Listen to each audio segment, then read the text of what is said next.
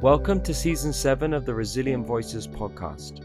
This is a space dedicated to amplifying the voices of Myanmar's pro-democracy community in exile, standing firm against repression and supporting the fight for freedom of expression in the aftermath of the February 1st, 2021 military coup.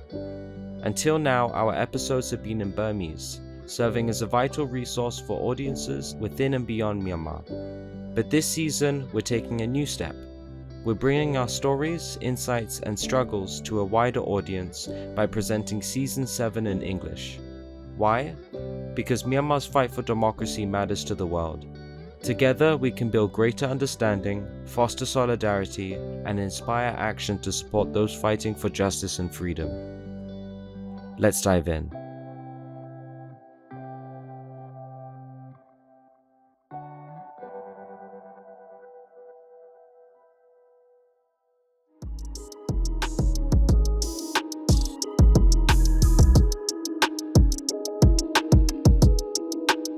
Hello and welcome to the Landmines and People podcast. I am Wazu, your host. Today we will explore the landmines I encounter in Karenni State, also known as Kayah State in Myanmar, and the devastating impact they have had on the lives of the people there. Before we begin, please note that this episode includes contents that some listeners may find distressing.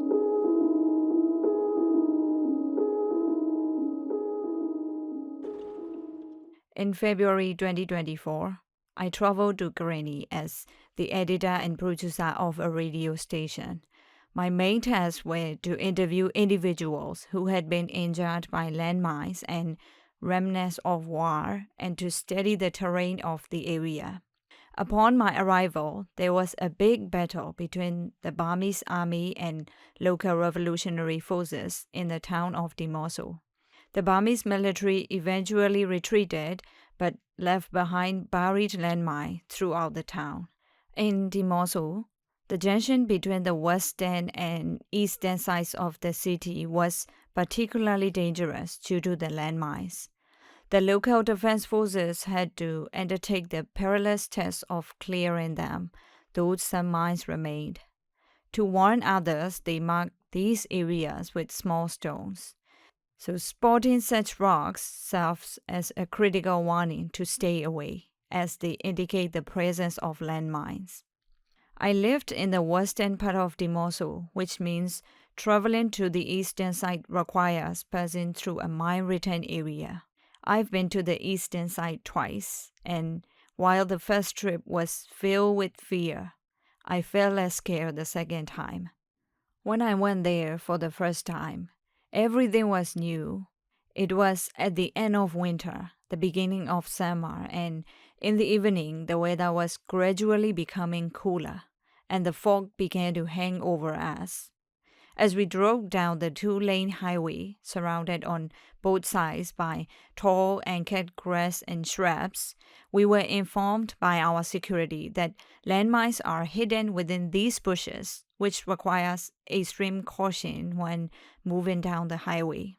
The second time I traveled to eastern Dimoso, we rode in a bigger vehicle, a lorry. It was a beautiful morning with clear skies and crisp air.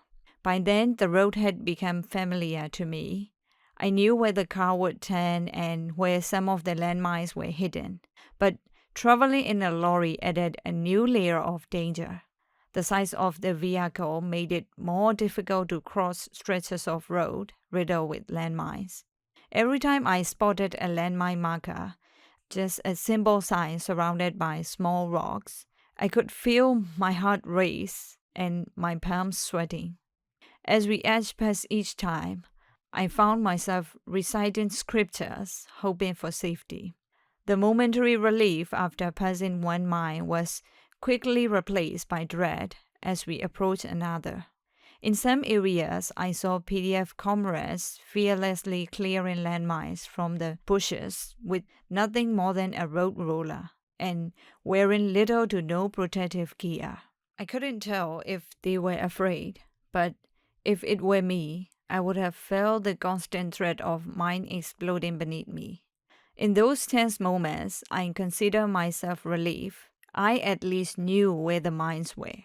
The people I later interviewed who had lost limbs to landmines had no such knowledge.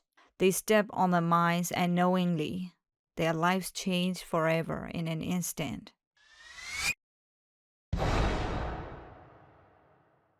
I remember interviewing a landmine victim who had served in the People's Defense Force.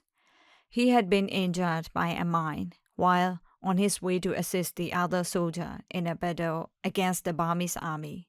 Before the incident, he was clearing bushes with a knife in one hand and holding his gun, a heavy M82, in the other.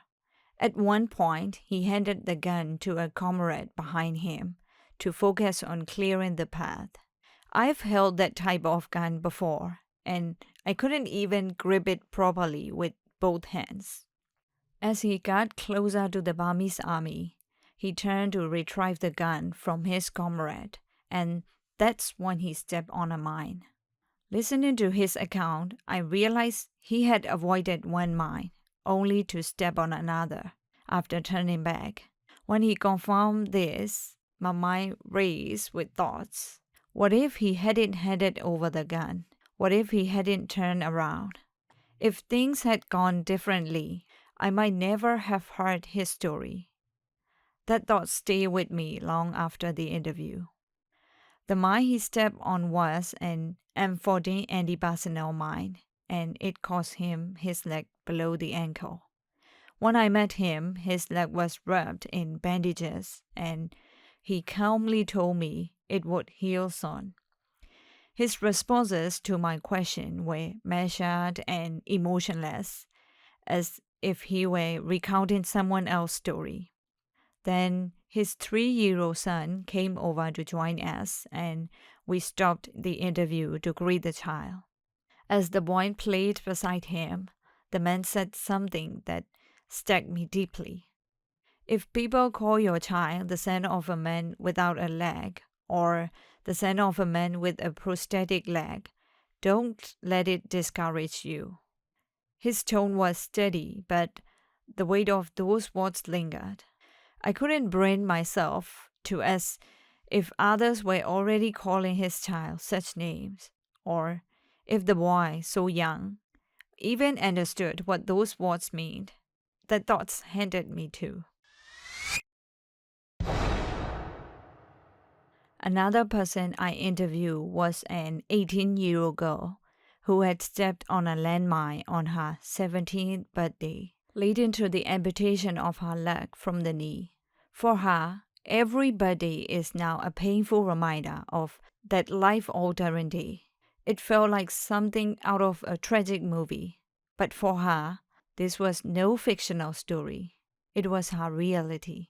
If her life were a film, it would be one that never received an award, no matter how deserving. Her dream had been to study in Japan, inspired by Japanese anime. She had fallen in love with the culture and envisions herself pursuing her education there. But when I first met her, she was walking with a prosthetic leg and declined to be interviewed. She told me she was afraid of saying something wrong. Instead, I spoke with her mother, who had witnessed the incident. On her 17th birthday, they were on their way home when the girl stepped off the road to go to the toilet in the bushes. That's when it happened. She unknowingly stepped on a landmine. Her mother recounted that event with a steady voice, explaining how she rushed her daughter to the hospital. Over time, families of landmine victims seem to grow numb to their pain. They no longer cry when recounting such tragedies, often speaking with blank expressions, as though they've resigned themselves to these horrors. It's a pattern I've noticed in almost every interview. Midway through the conversation with her mother, the girl returned and decided to speak with me. Her words carried a deep sense of regret. She said she should have been more cautious and checked the area before stepping off the road. She blamed herself feeling it was her mistake. But the truth is, the responsibility lies with those who planted the landmines so carelessly near a public road. Perhaps she knew this on some level, but in a world where accountability is often impossible, blaming herself seemed like the only way to make sense of what happened. During the interview, she continued to encourage others like herself, urging landmine victims not to give up on life. But her words didn't align with what I observed. Her prosthetic leg, designed to mimic a real one, lagged behind with every step, causing her visible discomfort. I couldn't help but think about how exhausting it might be to move through life day after day with such a painful device. Despite her efforts, it was clear she struggled. Over time, I imagine her frustration might develop into anger towards her situation, her surroundings, and perhaps even the people around her. At just 18, she was already grappling with challenges far beyond the usual complexities of transition from childhood into adulthood. She seemed to be battling a storm of emotions, fear, shame, and self-blame over her injury. On the day of our interview, she appeared upbeat and resilient, encouraging others, but I couldn't shake the thought, would she still feel that way tomorrow? It had been a year since the accident when I met her. Her skin was fair, reflecting the beauty of a celebrity in our country, and she had long, straight hair, and to me she resembled a Japanese movie actress. Despite not relatives, I felt an overwhelming sorrow for her. She was so young, with a bright future ahead, that had been forever altered. This sorrow depends whenever I see other children injured by landmine, because I can't help but think about what they represent, the next generation, the future leaders of our country. In most places, children dream freely, imagining a world where they can chase their ambitions and shape their destinies. But the children of Karenni State are different. Here, dreams are overshadowed by constant danger. Not just children, but all who live here, exist and are relentless threats. Bullets from the ground, bombs from the sky, and mines buried beneath their feet. Their lives are defined not by freedom, but by survival. I've heard that some of the mines along the main road in Dimoso, where I visited, have been partially cleared. As I mentioned earlier in this podcast, PDF comrades are risking their lives to clear these mines, often without proper equipment. Some of these mines were even set by them. Most of the mines are homemade, while others are re-excavated and reused, captured from the Burmese military of the battle.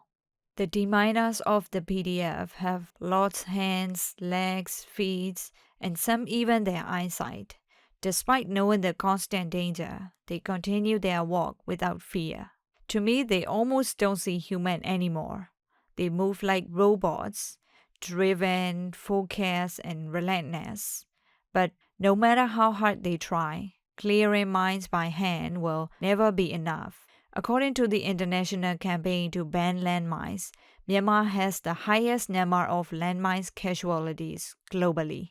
According to the Landmine Monitor 2024 report, Myanmar recorded 1,000 casualties in 2023, although the actual number is likely higher due to underreporting. Landmines are not just a topic for discussion. They are real and they are affecting many people in our country. Without a systematic approach to landmine clearance, the danger remains in Karenni and in Myanmar more broadly.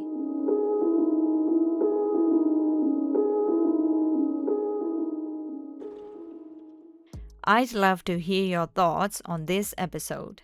Feel free to share your feelings or reflections in the comment. Thank you for listening to the Landmines and People podcast. I am Wazu.